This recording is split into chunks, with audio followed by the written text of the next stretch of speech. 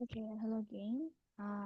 Kali ini kita akan membahas mengenai bagaimana sih hukum humaniter internasional itu ditegakkan atau diimplementasikan. Karena seringkali kita mengerti bahwa hukum humaniter internasional itu memiliki negative sides, di mana mereka di dalam penegakannya sangat kurang karena memang hukum humaniter internasional ini kadang mereka non-binding ya. Mereka tidak law binding, mereka non-binding. Jadi itu based on um, compliance dari tiap-tiap pihak yang sedang berkonflik, terutama juga negara, gitu ya. Nah, uh, implementasi dan penegakan dalam hukum humaniter internasional akan kita bahas mengenai empat ya, kita bagi menjadi empat. Yang pertama kita membahas mengenai problematika dalam implementasi hukum humaniter internasional.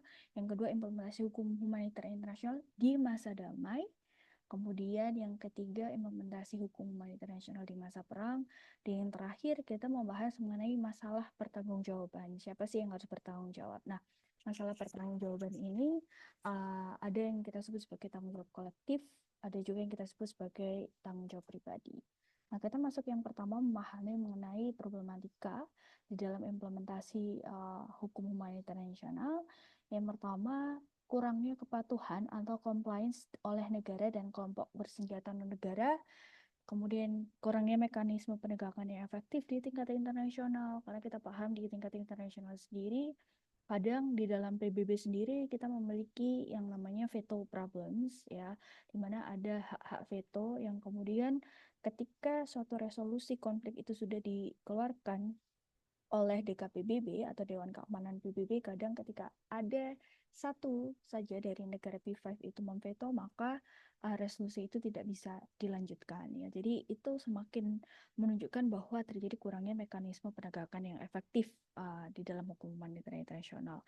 Kemudian terkadang interpretasi hukum yang berbeda oleh negara-negara yang berkepentingan, kemudian adanya kesenjangan antara aturan hukum dan praktik di lapangan, dan yang terakhir, ketidakmampuan organisasi internasional untuk menindak pelanggaran secara cepat dan tepat. Contoh kasusnya adalah di konflik Suriah, di mana banyaknya pelanggaran hukum humaniter oleh berbagai pihak, termasuk penggunaan senjata kimia, kemudian serangan terhadap warga sipil. Padahal kita tahu siapa saja sih orang-orang yang wajib dilindungi dan juga protected object di dalam hukum humaniter ketika sedang dalam keadaan berperang itu seperti apa.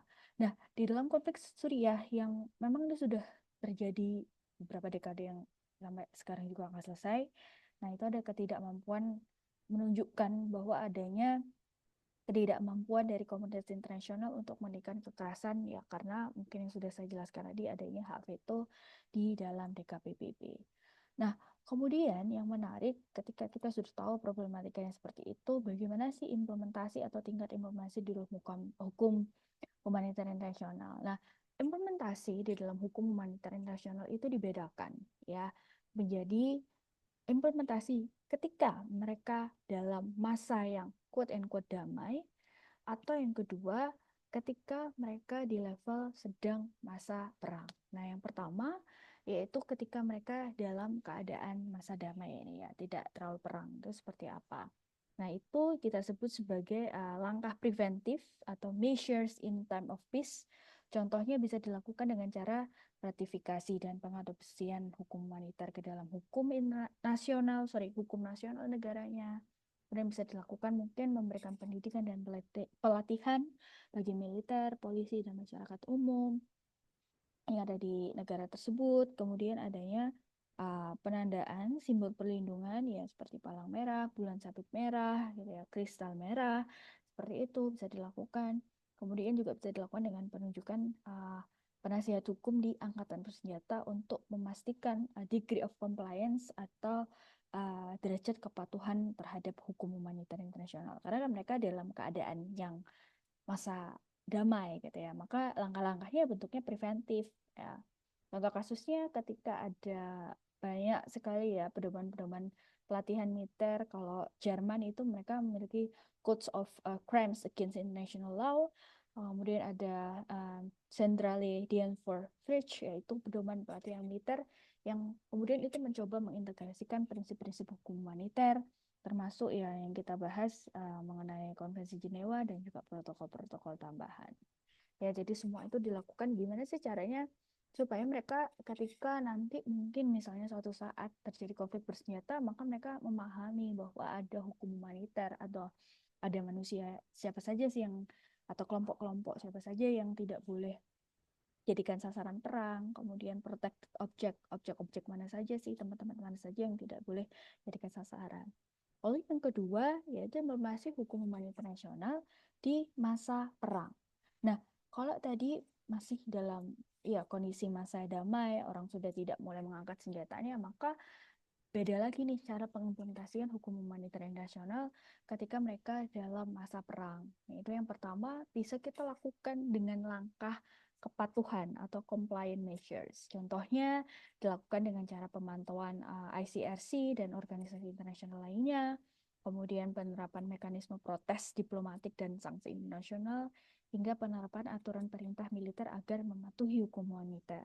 Contohnya yaitu kasus perlindungan bantuan kemanusiaan di Yaman ketika ICRC dan beberapa organisasi bantuan internasional lainnya kayak Human Rights Watch mereka bekerja sama ya lintas pihak uh, untuk kemudian mencoba mengakomodasi pihak-pihak bertiga ini untuk memungkinkan akses bantuan bagi warga sipil di wilayah Yaman yang terkena dampak perang itu bisa masuk.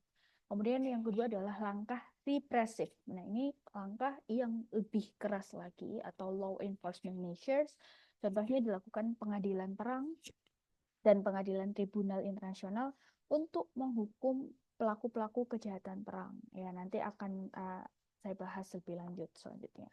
Kemudian ada penuntutan individu di tingkat nasional dan internasional berdasarkan prinsip yurisdiksi universal, di mana nggak boleh asal menghukum orang, tapi harus dikalkulasi dan harus dibuktikan bahwa memang orang tersebut itu bersalah. Kemudian misalnya kalau di level negara, yang paling sering dilakukan misalnya oleh Amerika Serikat yaitu memberikan sanksi ekonomi, ya mungkin pajak impor dan ekspor itu tarifnya ditingkatkan seperti itu dan banyak lain sebagainya. Gitu ya. Nah, mungkin ada juga nih langkah-langkah lainnya selain langkah kepatuhan dan juga langkah represif, yaitu misalnya langkah lainnya melakukan perundingan dan mediasi untuk ya mencegah supaya konflik itu tidak berlanjut, kemudian pemberian bantuan kemanusiaan untuk melindungi korban perang. Nah, setelah ada langkah preventif, kemudian langkah kepatuhan dan langkah represif, maka pada akhirnya adalah masalah pertanggungjawaban. Siapa sih yang harus disalahkan gitu ya ketika perang itu pasti kan ada pihak-pihak tertentu yang ya mereka melakukan kekerasan atau kejahatan perang gitu ya. Nah, yang pertama adalah tanggung jawab secara kolektif. Nah, yang namanya kolektif, maka ya orang banyak gitu ya, tidak individu. Nah, contohnya siapa sih yang kemudian diajukan atau diminta pertanggungjawabannya secara kolektif ya. Contohnya adalah negara, di mana negara bertanggung jawab atas tindakan pasukannya dan juga harus memberikan ganti rugi gitu ya jika terjadi pelanggaran. Lalu mungkin organisasi internasional itu juga dapat diminta pertanggungjawaban. Kemudian misalnya juga negara-negara yang mensuplai atau memberikan bantuan atau mendukung kelompok bersenjata non-negara itu juga bisa dimintai pertanggungjawaban jika memang mereka terbukti terlibat. Nah, siapa pengadilan atau pengadilan apa yang mengadili dalam hal tanggung jawab yang kolektif? Yaitu adalah ICJ atau Mahkamah Internasional. International Court of Justice, di mana mereka tugasnya untuk mengadili sengketa antar negara, termasuk kasus-kasus pelanggaran hukum humaniter. Contohnya yang terkenal ICJ itu membahas kasus Bosnia dan Herzegovina, ya, melawan Serbia di tahun 2007, di mana kemudian ICJ menyatakan bahwa Serbia ini gagal mencegah genosida di Srebrenica, meskipun mereka memang tidak secara langsung bertanggung jawab. Ya, tapi akhirnya pada ujungnya Serbia juga mulai membangun after the konflik itu seperti apa. Itu ya. Terus kemudian ada pengadilan arbitrasi internasional, contohnya mereka menyelesaikan sengketa antar negara terkait tanggung jawab dalam konflik bersenjata. Kemudian juga ada pengadilan khusus dan tribunal ad hoc. Ya, ini memang dibentuk oleh PBB untuk mengadili pelanggaran hukum humaniter di konflik-konflik tertentu. For example, ICTY ya atau International Criminal Tribunal for the Former Yugoslavia. Ya, ini mengadili kejahatan atau pelaku-pelaku atau kejahatan perang di dalam konflik Balkan. Kemudian kita juga memiliki pengadilan khusus, yaitu ICTR atau International Criminal Tribunal for Rwanda. Ini mengadili kasus genosida Rwanda tahun 94. Nah, selain permasalahan atau tanggung jawab kolektif yang dilakukan negara, ada yang kita sebut sebagai tanggung jawab pribadi. Ya, kalau tadi yang dihukum adalah negara as a whole, kemudian cara penyelesaiannya gimana dia harus rebuild aftermath atau after konfliknya itu harus diperbaiki lagi, maka ada yang kita sebut sebagai tanggung jawab pribadi. Nah, itu individu. Ya, biasanya ya mereka termasuk misalnya pemimpin negara, gitu ya, pemimpin politik, pemimpin militer misalnya. Mereka bisa diadili atas kejahatan perang, kejahatan terhadap kemanusiaan, dan juga genosida. Nah, pengadilan yang mengadili secara pribadi itu adalah ICC. Kalau tadi ICJ, International Court of Justice, maka kalau ingin menuntut secara pribadi itu adalah ICC atau International Criminal Court, dan tribunal khusus yang bertugas untuk mengadili pelaku secara individu. Nah, kadang mereka juga dalam beberapa kasus mereka tidak mau disalahkan nih secara individu, tapi kita bisa kemudian mengcounter dengan sebuah prinsip yang namanya prinsip command responsibility, yaitu di mana komandan militer ini bertanggung jawab atas kejahatan yang dilakukan bawahannya jika mereka gagal mencegah atau gagal menghukum tindakan tersebut, gitu ya.